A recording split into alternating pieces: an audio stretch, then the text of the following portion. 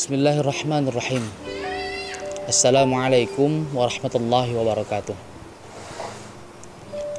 Alhamdulillahirabbil alamin, hamdan syakirin. Alladzi khalaqal insan 'allamahul bayan. Asyhadu an la ilaha illallah wahdahu la syarikalah. Wa asyhadu anna Muhammadan 'abduhu wa rasuluhu la nabiyya ba'dah. Allahumma salli wa sallim wa barik ala Sayyidina Muhammad wa ala alihi wa sahbihi ajma'in.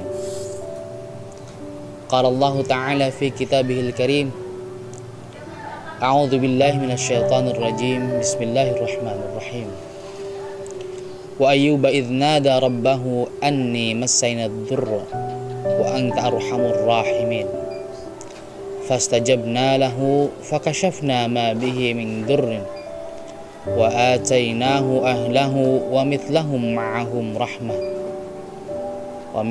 ma'ahum rahmatan min indina wa dzikra lil 'abidin. Shadaqallahul azim. Bismillahi tawakkaltu 'ala Allah, la haula wala quwwata illa billah.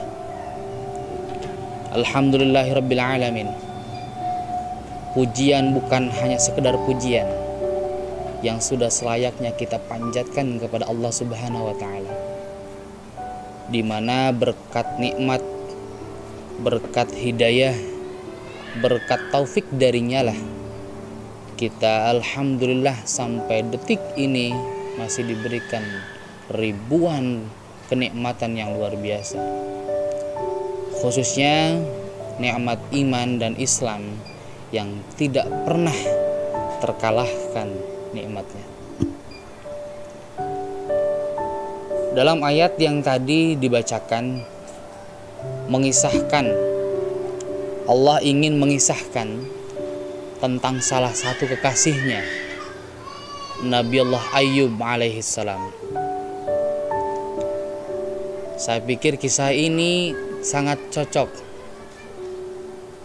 untuk kita ceritakan, untuk kita kaji, untuk kita telaah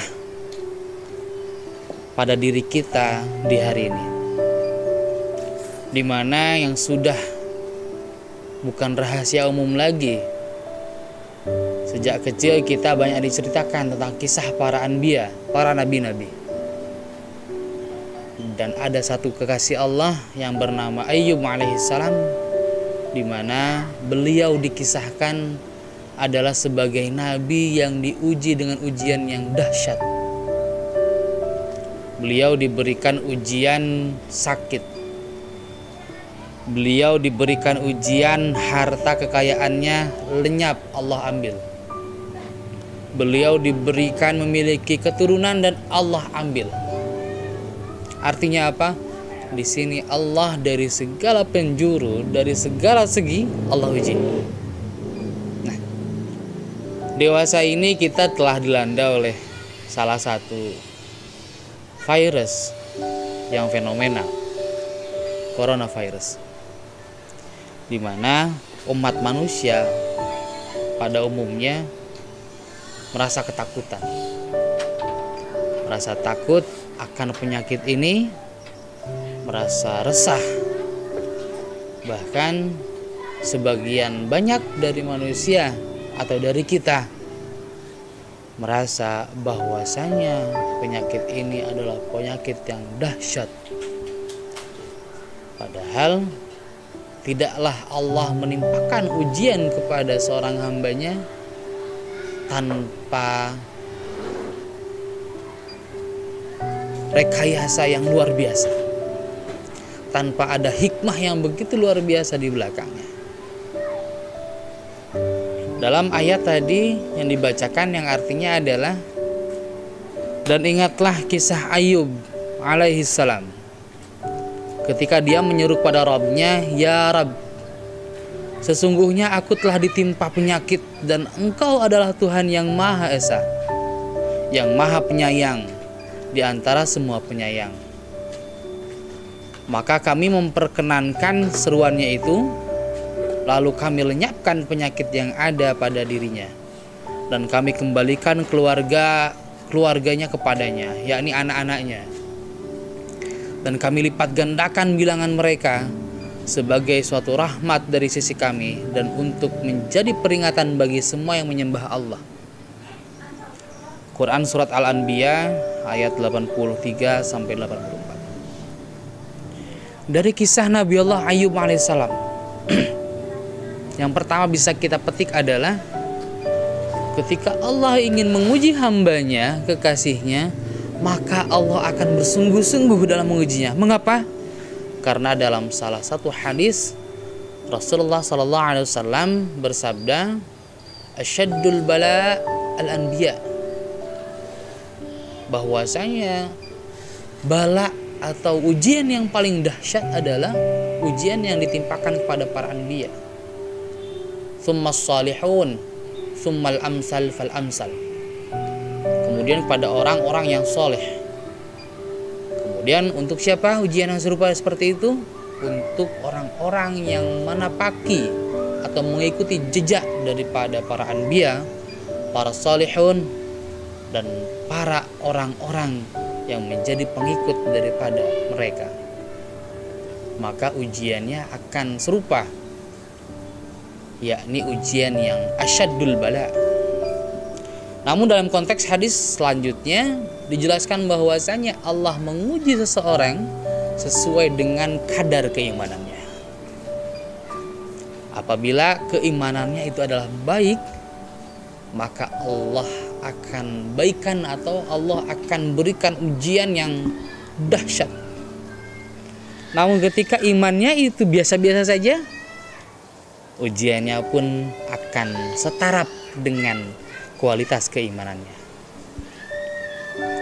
Di sini Nabi Allah Ayub alaihissalam, beliau adalah salah satu anbiya, beliau adalah salah satu kekasih Allah, dan ujiannya pun yang Allah suguhkan kepada beliau adalah ujian yang bukan ujian biasa. Nabi Ayub dikenal salah satu nabi yang kaya raya, memiliki keturunan yang banyak, memiliki istri yang cantik rupawan, lagi juga memiliki akhlak yang baik kepada suaminya. Lalu Allah menguji Nabi Allah Ayub alaihissalam dengan ujian yang dahsyat, yakni yang pertama, Allah timpakan bagi beliau salah satu penyakit yang menurut beberapa riwayat yang berbeda-beda antara qauliyah yang satu dan yang lainnya.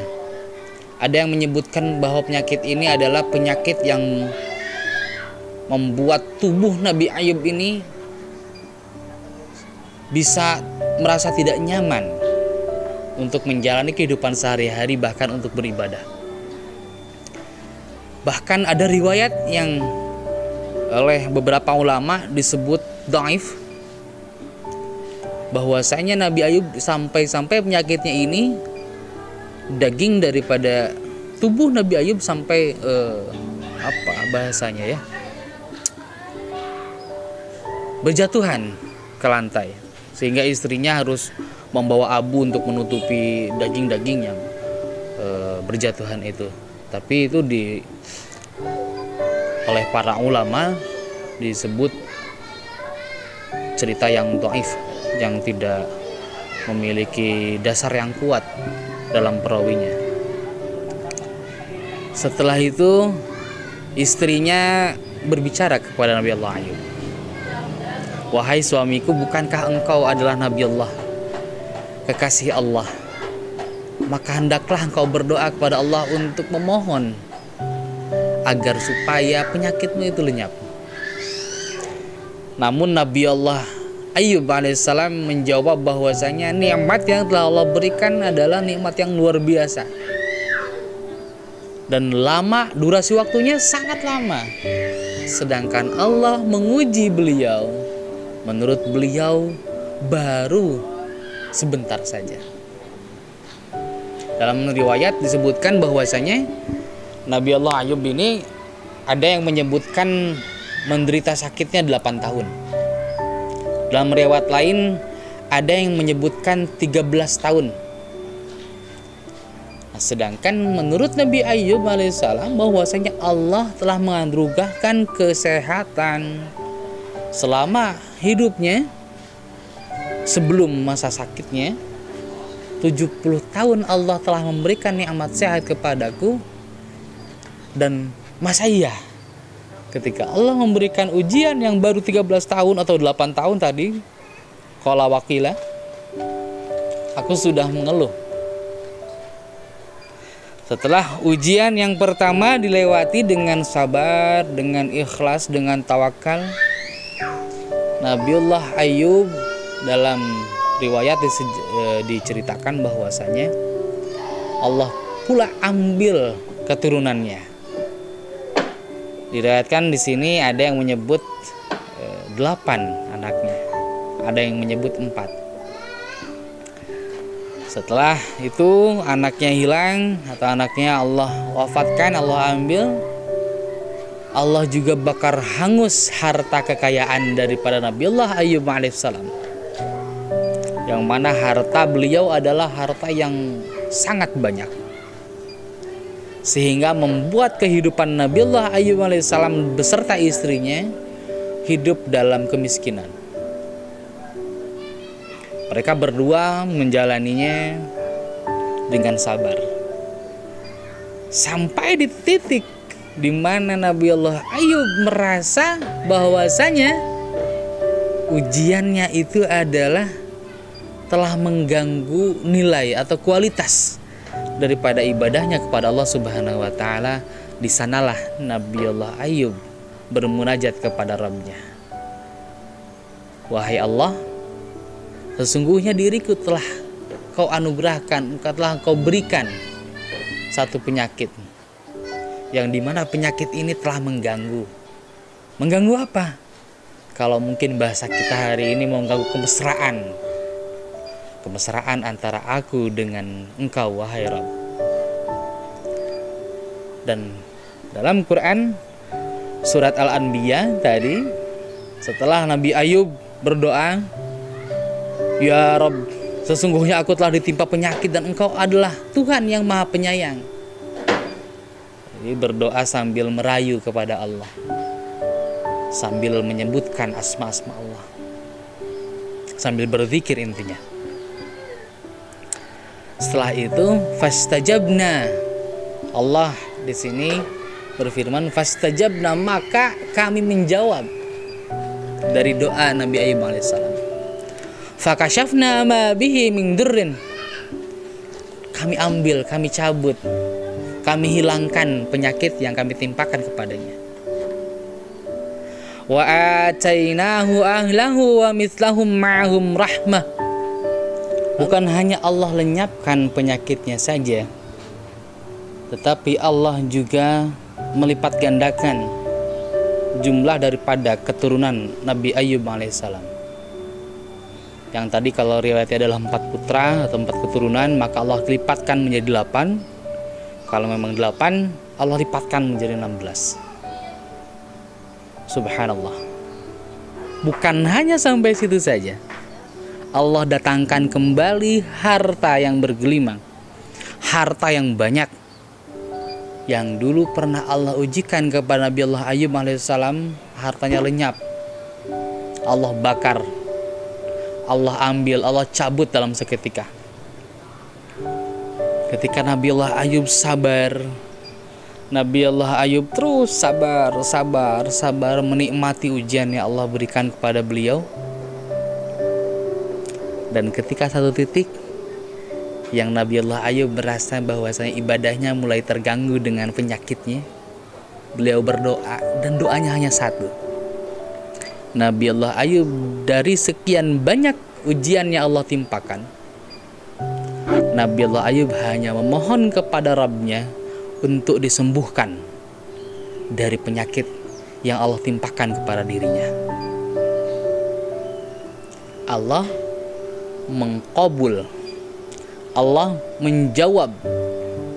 Fastajabna, maka kami menjawab dari doa-doa Nabi Ayub alaihissalam.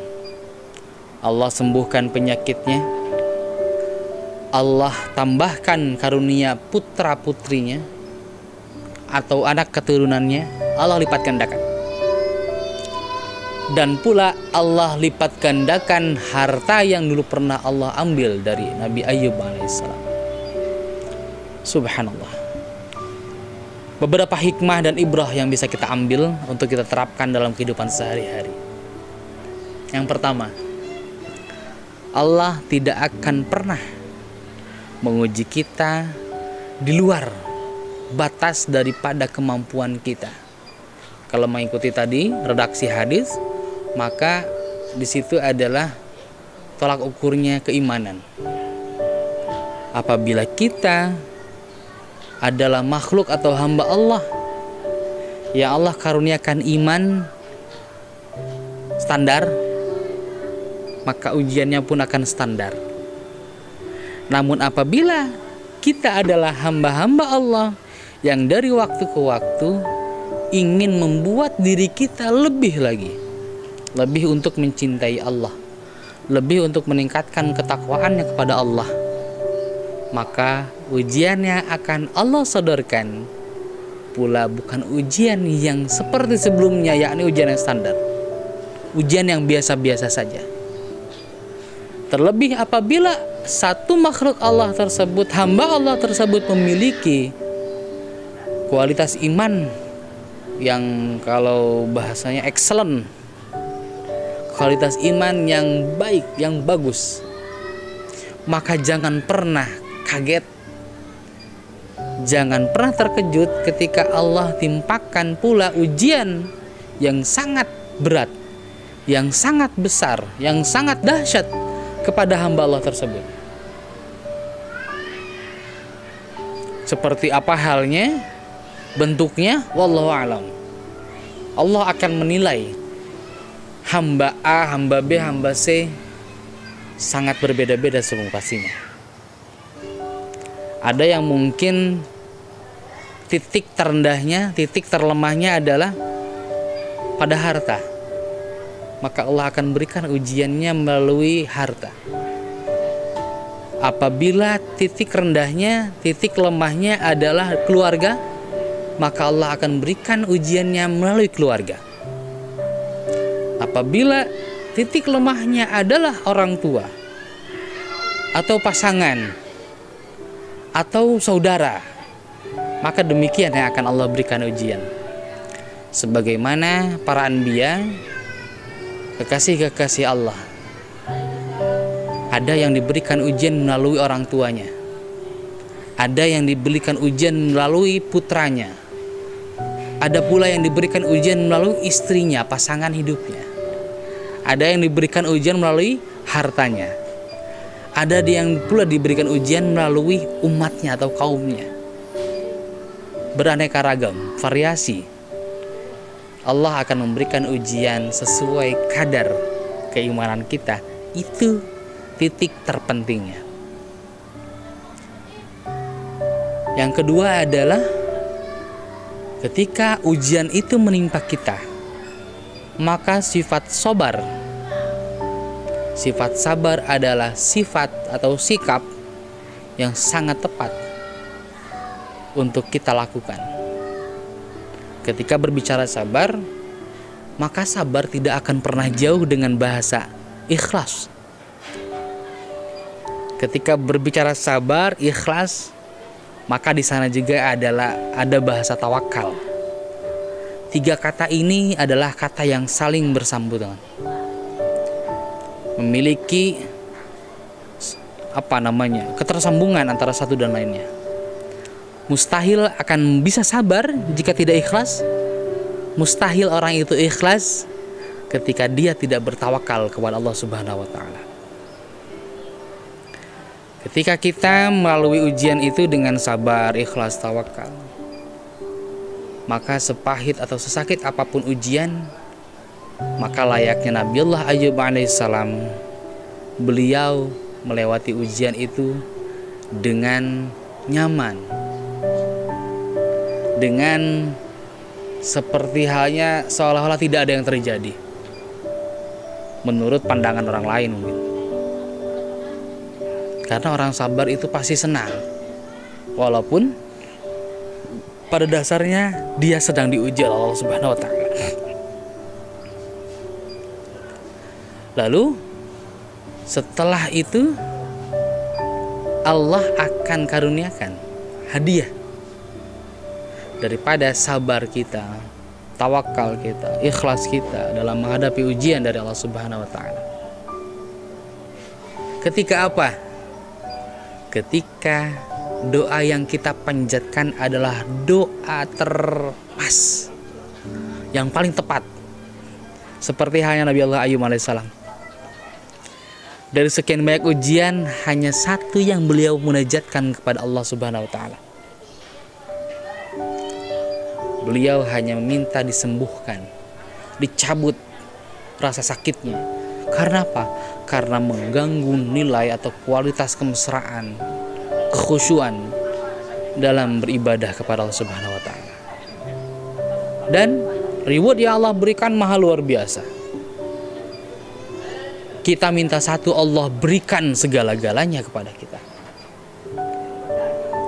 Artinya apa? Di sini bahwasanya ketika beriyyaka na'budu wa iyyaka nasta'in, ketika kita sudah menerapkan pola hidup hanya kepada Allah lah kita beribadah, kita menyembah, kita mengabdi. Wa iyyaka nasta'in, dan hanya kepada Allah lah kita meminta pertolongan. Maka yang akan terjadi adalah seperti halnya para anbiya, atau dalam kisah ini adalah Nabi Ayyub alaihissalam. Allah akan berikan kenikmatan, Allah akan berikan dari setiap ujian, cobaan itu pengawalan. Kenapa?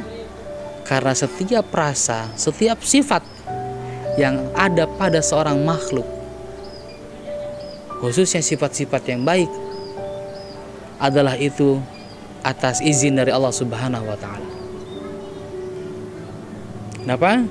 Karena dalam hadis tawakal, Rasulullah SAW menjelaskan bahwasanya tawakal itu adalah ketika kita memohon kepada Allah dengan kasih sayangnya untuk diberikan izin mampu untuk beribadah. Tawakal itu adalah ketika kita memohon kepada Allah dengan rahman dan rahimnya Allah, kita diberikan perlindungan dari apa? Dari perbuatan zina, dari perbuatan maksiat kepada Allah Subhanahu wa taala. Itulah tawakal. Otomatis segala sifat-sifat yang baik yang menerap pada diri makhluk Allah, hamba Allah, adalah sifat-sifat yang Allah berikan izin hidayah turun kepada makhluk tersebut, kepada hamba tersebut. Wallahu a'lam bishawab. Mudah-mudahan kita semua dari setiap ujian yang kita lewati, dari setiap nikmat Allah di dalam bentuk ujian yang Allah anugerahkan kepada kita, yang pertama kita bisa mengambil pelajaran yang sungguh luar biasa. Yang selanjutnya mudah-mudahan kita menjadi hamba Allah yang sabar dalam menjalani ujian yang Allah suguhkan kepada kita. Dan semoga kita bisa Allah berikan hidayah, kenikmatan dalam beriman dan berislam. Wallahu a'lam bishawab. Demikian, semoga ulasan kali ini ada pelajaran yang bisa kita petik bersama-sama. Mohon maaf apabila ada salah kata atau ada penjelasan yang kurang baik. Mohon tinggalkan komentar Anda nanti di kolom komentar apabila ada yang keliru, karena kita sama-sama belajar. Billahi taufik wal hidayah. Wassalamualaikum warahmatullahi wabarakatuh.